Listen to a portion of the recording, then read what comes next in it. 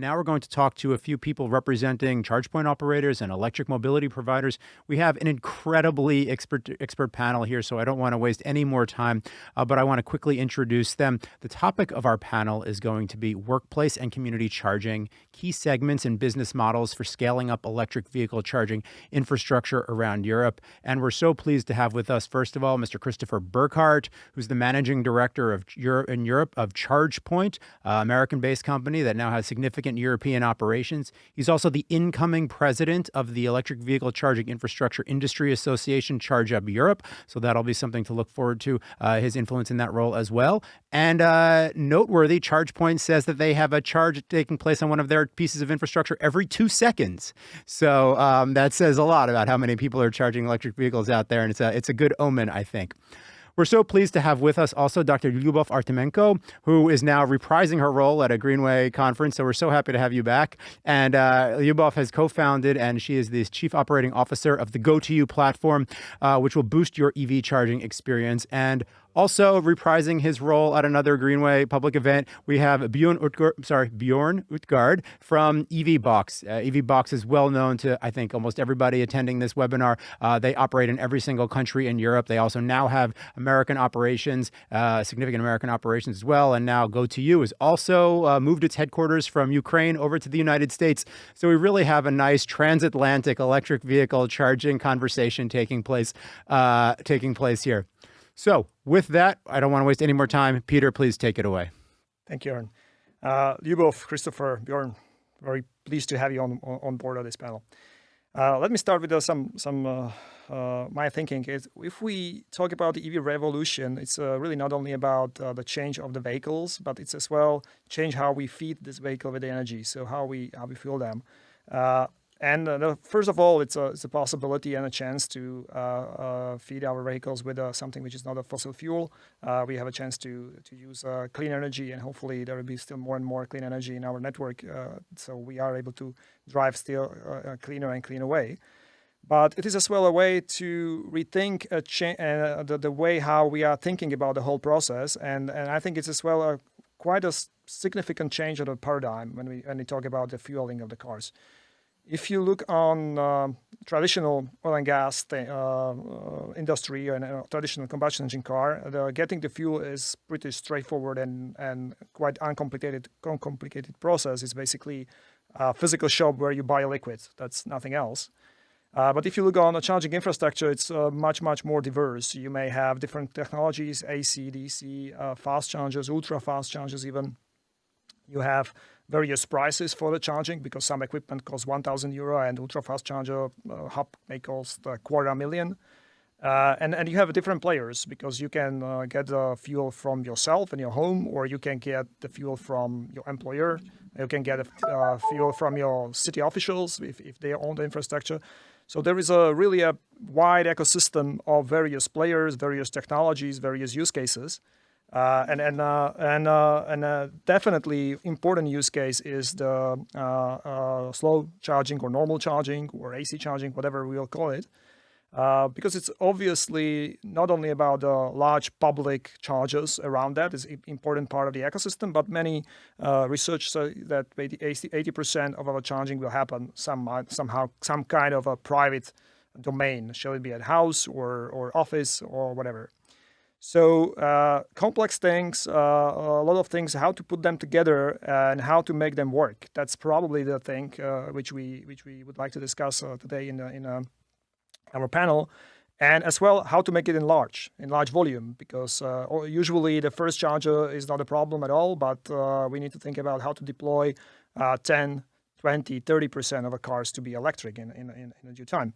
So let me start with a first question. So if you look on this domain, semi-private charging in offices, in work, in multifamily houses, everything which is a little bit more complicated than having a charger in your garage where you charge your private car.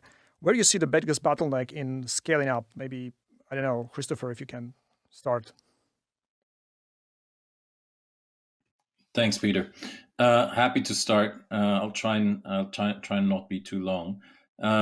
So first of all, I think the point that you made about the new fueling model is really important and underlines or underlies the whole development of the infrastructure, right? Because now suddenly we have the opportunity to charge in places where we never charged before, and because the cars parked there all the time, it's just an extremely convenient model. Now, I think when it comes to that segment of semi-public that you refer to, the biggest part of that segment really is employer charging, workplace charging, especially in a place like Europe where so many cars on the road, up to 90% in a country like the Netherlands, but on average somewhere between, about half to 2/3 of vehicles are company cars provided through leasing companies or otherwise. And they are obviously a fleet of vehicles that the employer actually sees as, a fleet that they need to reduce the cost of ownership for. So the fact that employers in Europe will put charging into their parking lots where they can is a given. That also means that by now pretty much everybody who is an employer either has taken that decision to put in EV charging or will in the next 12 to 18 months. So that'll be a really interesting thing because all the first chargers will have been sold, to your point, Peter, and then the second and third chargers are starting to arrive, figure of speech. So a lot of this will be about scaling deployment. And at the same time, because while fueling your vehicle with petrol or diesel is very easy, it's not convenient. It's not a trip that people enjoy to the petrol station.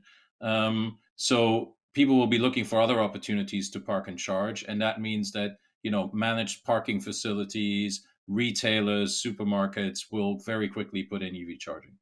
I think the biggest challenge on the system is ensuring that the grid gets upgraded in critical places where capacity is needed.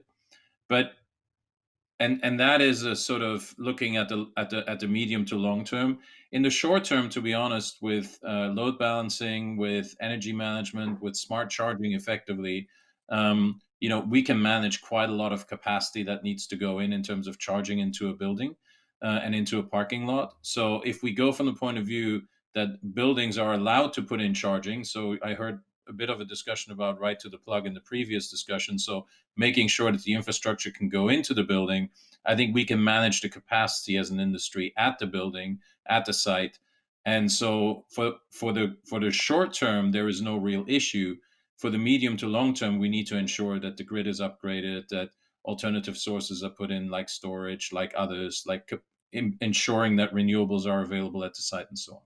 So I'm actually extremely optimistic about how this is going to roll out.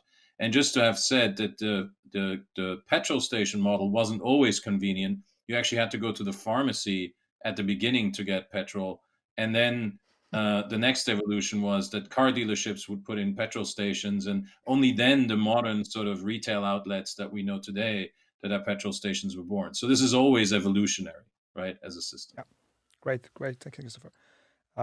Bjorn, maybe a similar question to address to you as well. There are definitely a lot of players which needs to work together and play together in these various circumstances. What do you see as a decision-making process or decision-making factor for them in doing it? And do you see any bottlenecks there? Do you see any differences? I know that you are leading the operation across many various countries. So can you share some experience?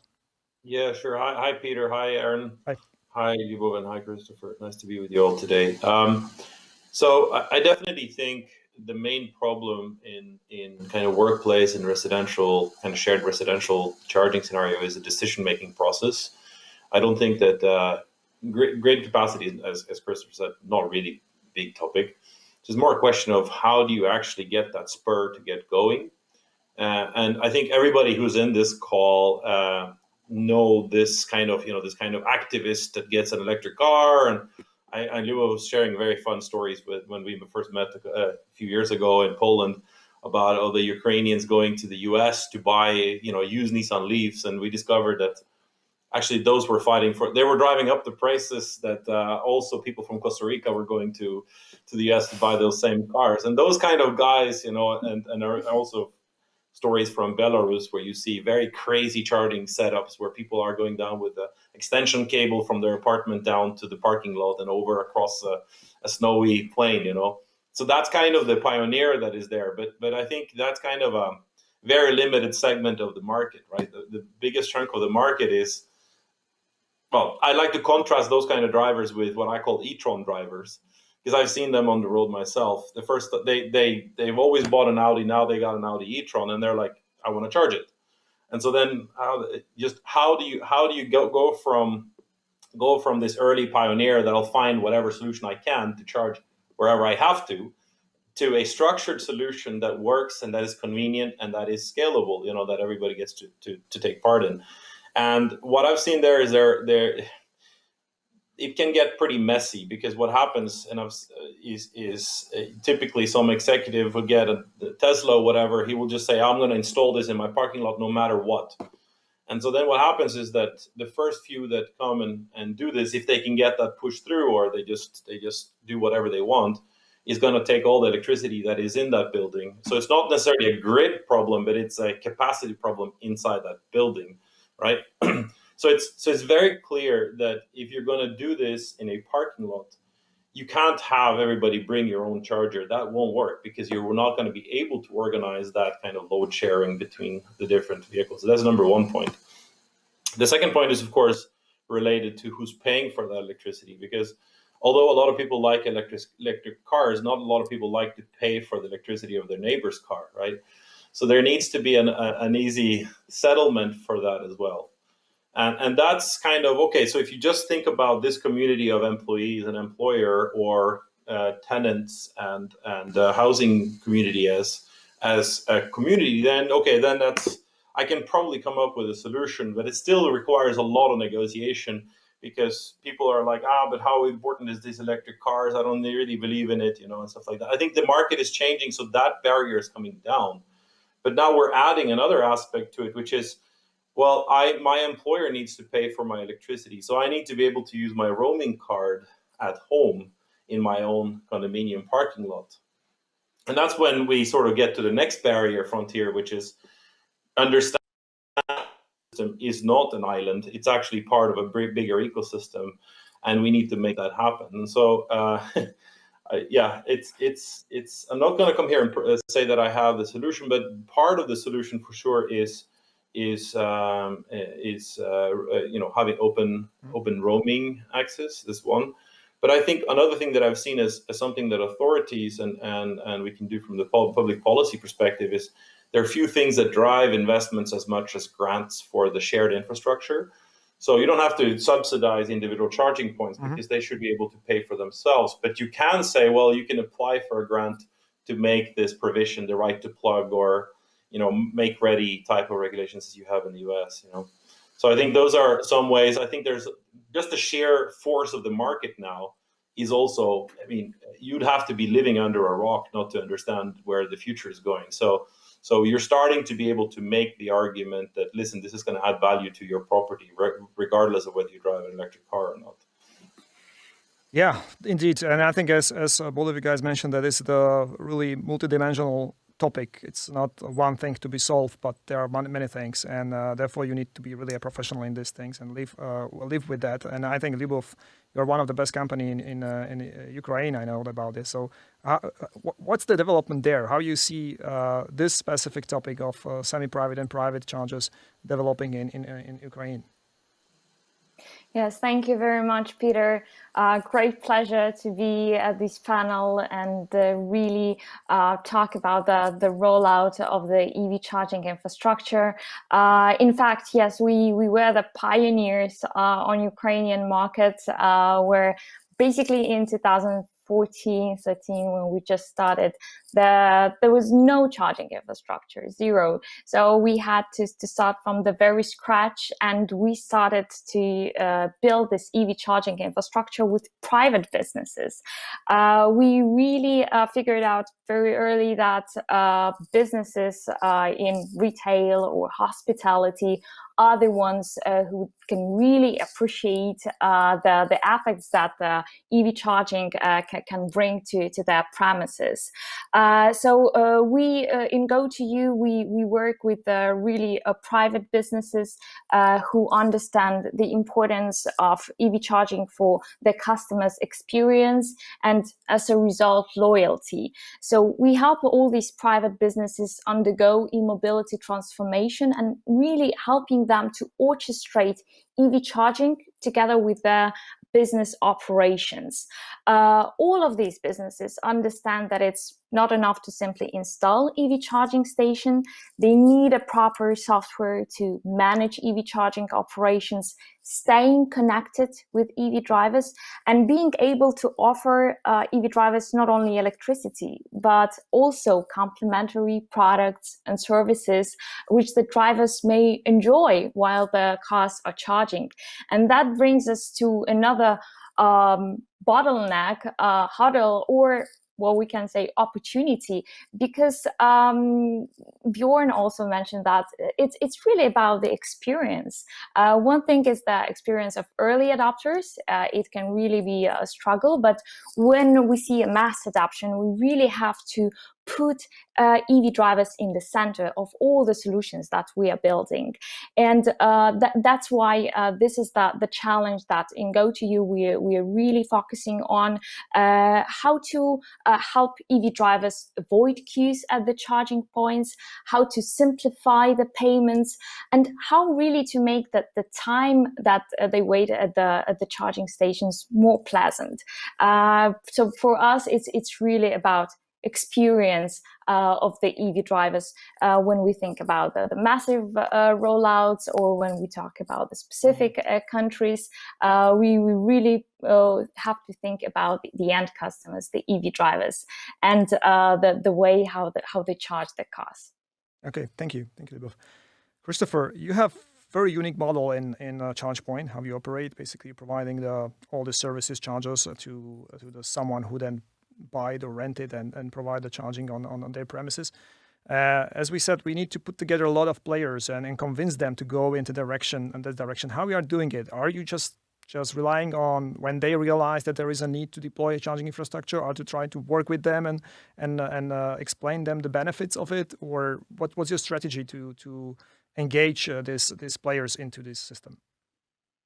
Yeah, thank you, Peter. Good question. I mean, I think, first of all, this is a very complex landscape because there are many different segments to serve, right? So if you go to a B2C home sort of consumer, it's a very different sort of route to market than if you're going to be talking to a large scale fleet operator who might be a big bus operator and needs to go through a very formal RFP process, and you're effectively in the middle of a large procurement effort. I think what we try to do, and what we've done successfully, is understand the different segments well, and then tailor our offer to each one of them. And so I just mentioned home, B2C home. I think in North America, that's a really important segment because that's where first-time EV buyers, or even repeat EV buyers, realize very quickly the importance of having a home charger. In Europe, of course, as well, but with the caveat that many of those homes are not actually B2C transactions, they're B2B transactions, because if the EV you're getting is a company car, then your leasing company and your employer are gonna decide what goes into your home and how you get reimbursed. And so that transaction very much originates with either the leasing company, the leasing car provider, or with your employer's sort of EV policy. So home's one, then, and I think on the home front, what we've done on the home front in Europe is very much focused on leasing companies, just because we think that's where the market picks up at first. The other piece is, of course, the employer relationships, and I mentioned those. And I think what we're all doing, I think Bjorn at EVBox is not doing anything different, and I think most players in the market who are focused on employers are seeing the opportunities that leasing companies bring, that obviously also dealerships can bring if they come with OEM financing, and those are the big lead generators for that sort of segment. Mm-hmm. And then on the fleet front, you've got sort of global accounts or pan country, pan market accounts of large fleet operators, and obviously some of the sort of local heroes and local players. And again, there's an ecosystem around that. And so aside from the leasing companies I mentioned, in terms of everything else, we're really focused on the OEMs. I think, the OEMs are obviously the ones that are providing the vehicles. They're also the ones that are investing in companies like ChargePoint and others in the industry. And they have a lot of the retail facilities where people will go who won't get their vehicle in some other form or manner. And then you've got the electricity retailers, who in Europe play a really critical role, I think recognized also when you look at Charge Up Europe. We've got some key members from the electricity retail community, like EDP in Portugal, some of the oil and gas companies that are effectively electricity retailers in Europe that have joined, like Total. And so I think the point there is that close partnerships of service providers like ourselves, who are focused on providing a digital platform on which you can manage charging infrastructure, a EMSP service to the driver, who either have their own hardware like we do, and at the same time offer third-party hardware that customers want to buy. Those kind of companies need those kind of partnerships in that ecosystem to really be able to propel themselves forward. And that's what our team is really focused on creating. And I think that's the winning formula in the business, alongside, of course, with having enough coverage to be able to actually talk to customers. Because my opinion, very frankly, is that in Europe, there is no shortage of leads, right? Mm-hmm. If you look at, there's a shortage of EVs, there's a shortage of cars, but there is no shortage of leads. And I'll just give one example, referring to a customer of ours, ALD Automotive, and the strategy that they just put forward to 2025, and it shows you just how large that penetration of electric vehicles is going to be. And I came out of the solar industry originally, and via Uber came to ChargePoint. But at First Solar, where I was for a long time and ran Europe, Middle East, and Africa, it was very interesting to see the sort of parallels of an industry that is just going to see explosive growth. And every single estimate today about how quick that penetration of EVs is going to happen is an understatement, in my opinion. So the market is going to grow much faster than anybody can see today. Why? Because there are some natural tipping points that just create industry logic and consumer logic, and that just mean that people will be getting into electric vehicles, as long, of course, as those vehicles continue to be attractive, well-priced, performant, and everything else. And it's up to us to make the charging infrastructure work. Yeah, great. Thank you.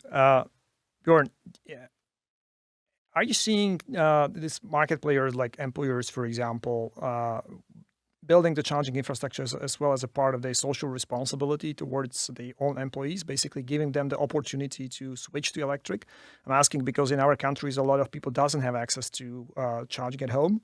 So maybe having a charger at work may be a decision-making factor for them to switch to the electric. Have you seen these things?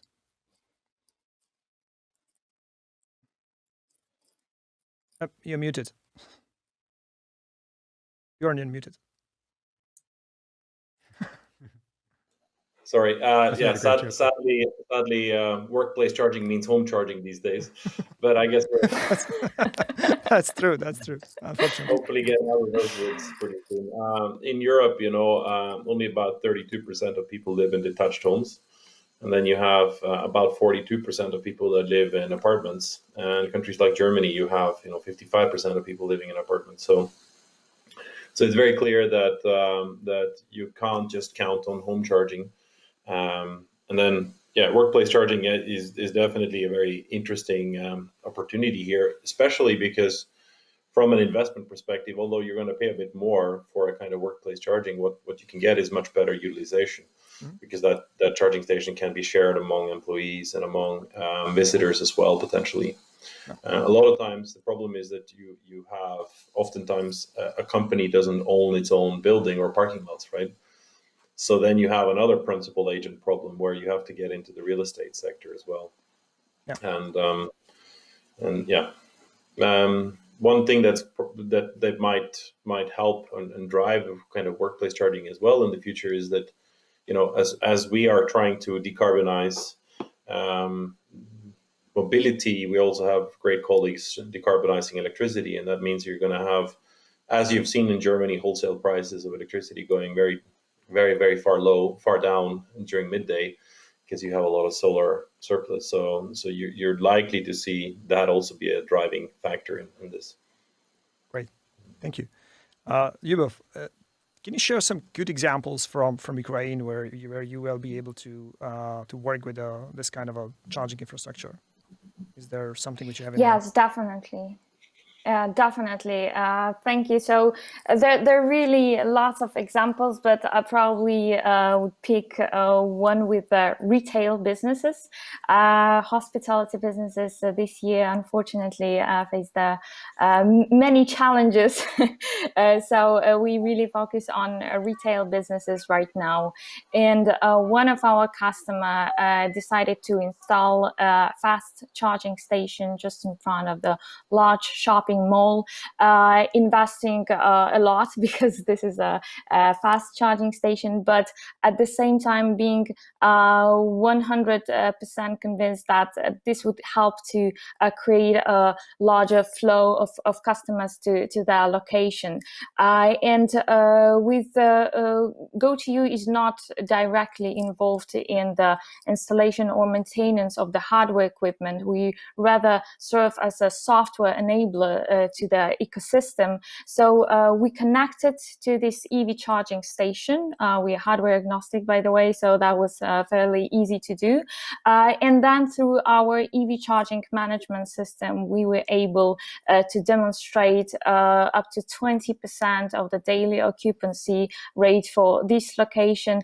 There were even better days, up to 30%, and really make this business understand the logic behind our services. So we were mentioning in the previous panel that there's a hurdle to demonstrate that EV charging can be a business case. Well, it really can be a business case if there are necessary tools in place to drive this customer flow and manage this EV charging sessions. Our unique selling point to the customers is the reservation feature. So we make sure that the business can actually manage the charging sessions of all customers in a dynamic perspective. So there are no overlapping charging sessions of guests. It's very easy to reserve charging station, and by the moment you get to the charging location, really be sure that you can recharge your car and then use the next 30 to 40 minutes shopping, and then coming back and be really have this great experience. So this is really how it works for retail right now. But we also have other customers. You were mentioning the charging at the workplace. The reservation is a great feature for workplace charging as well. But we keep this in the pipeline for the next years, and currently really focusing on experience of EV drivers in these segments. Great, thank you. A few minutes left, but we talk a lot about the processes, which is indeed important, but let's serve interest of some of our people who are watching it and are more interested in technical things. Both EVBox and ChargePoint are engaged in development of the hardware as well and the software as well. Maybe guys, can you comment a little bit about the future? What do you think is from a technological point of view now, a little bit, is the future of this equipment, charging equipment, or software around that technological development, which you can see in the next few years? Maybe Bjorn, you can start, and then Christopher. Yeah, sure. Am I muted again? No, I'm unmuted. Great. So technologically, what we need to support is a deeper and deeper integration of EV charging infrastructure and user journeys into other kind of decision flows and infrastructures and business models. Ever since I started working on EV charging many years ago, I realized very quickly that EV charging is kind of a bolt-on business that you need to build onto other user experiences, other business models, right? So, and although you have a charging station operator that may be taking care of the technical functioning of the infrastructure, you will have mobility service providers that want to sell access to it. You will have energy companies that want to leverage this as a flexible load. You will have fleet management companies that want to leverage it for fleet management purposes, and you will have a lot of different companies that want to leverage this infrastructure at the same time. And one of the things that we are doing is we are helping these other companies make steps into this industry. So because a lot of companies, for example, we have announced some really nice deals with parking operators. So what parking operators want to do is they want to add EV charging to their business. And so what we're telling them, we're helping them is to do that in a way that they don't have to build a fully fledged technology stack for managing charging stations, for managing all that kind of mobility-driven logic, while continue to focusing on their core business, which is managing parking assets and parking customer journeys, as an example. And there's a lot more examples like that. Another big topic is heavy vehicles are going electric. We see big trucks and buses going electric, and that also needs new charging. It's around the same charging core technology wise, but there are new applications and new integrations, and yeah, we recently announced a partnership with Scania, for example, which is for all countries in Europe, where we're going to be providing the charging solution for the customers of Scania. So that's one example of where this is going: higher voltage, more power, and very heavy use. Okay, thanks, Christopher. So new challenges. Thank you, Christopher. Are you looking in a different direction or the same? Or yeah. So let me maybe take a bit of a different angle, which might be interesting, which is, I think the biggest issue that we have today, especially in Europe, because in Europe we have so many players, is a incredibly fragmented market. And the biggest risk that creates is that the user experience and the owner experience suffers, right? Because what fragmentation typically means is that things get harder. There are many more places where you can have friction or where things can go wrong. And I actually think that the biggest thing that needs to happen in the next couple of years is, and people talk about it as industry consolidation all the time. I will talk about it a little bit differently, in the sense that I think the biggest challenge for our industry is to unify that fragmented environment in a way that you can create seamless experiences for customers and users of the infrastructure. So when I talk about customers, it's the owners of infrastructure. And when I talk about users, it's the drivers, it's the people that actually need to connect to the infrastructure in order to use it. And I think that's where the biggest challenge sits. And I think that's where actually most of the development needs to come from. Because in the end, why does a company like ChargePoint or any other company, but I'll speak for my own, make its own hardware?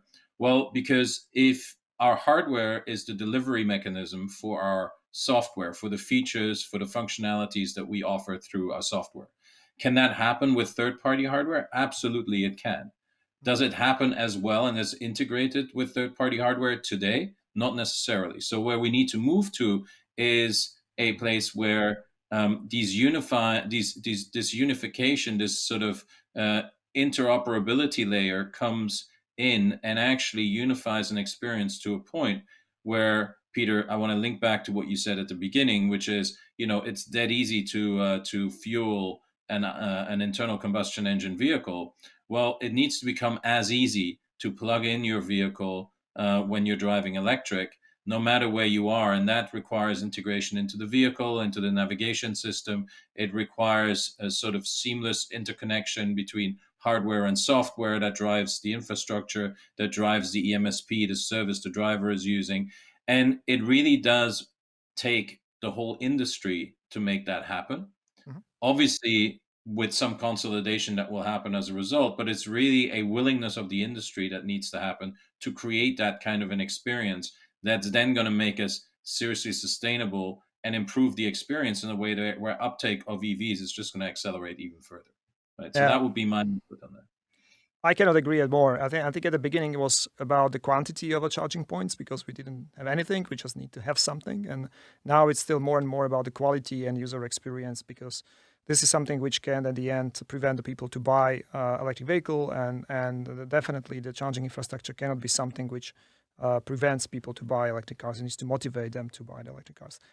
Thank you. Aaron, do we have any questions? We have a lot of questions, and so the only question is which that matters which one to take. But I'm going to propose this question from Franco Barbieri, and he asks, I know many of you have touched upon this answer, but maybe you could put it all together in some way. How do you see the role of other stakeholders in facilitating the development of this market, i.e. shopping centers, hospitality owners, fast food chains, etc.? I don't know who can take it. Maybe Lyubov can start, which is a bit. I can say I think okay. I think that, Okay. that those guys. Lyubov, I'll let you continue with it. What I see is that initially it's very attractive to just, hey, here's a site, you want to come and invest on my site. Mm-hmm. What you see more and more is that actually companies realize that they should not just cede commercial control over their own location. They should actually take a bit more active position in saying, if you come to visit me, I'll also offer you charging, and I'm going to integrate it into my customer journey in a different way. Great. I don't know, Lyubov, you can. Yeah, I really believe that the success of the to facilitate the adoption of electric vehicles, it's really about the collaboration, and we saw that for the last couple of years that really cooperation between different charge point operators across Europe and even to the United States. The interoperability, which was already mentioned in today's discussion, we really think that private businesses can really play important role as well as major charge point operators individually and collectively to the deployment of EV charging infrastructure.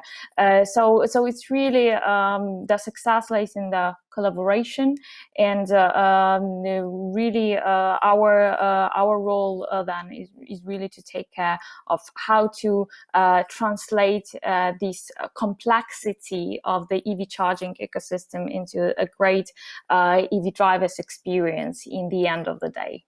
Great. Thank you all of you, Lyubov, Christopher, Bjorn. Thank you very much for a very great discussion. Thank you for being us. And I'm really looking forward once we will continue in this very nice discussion in person. Thank you. Thank you. Have a nice day. Thank you. Thank you very much.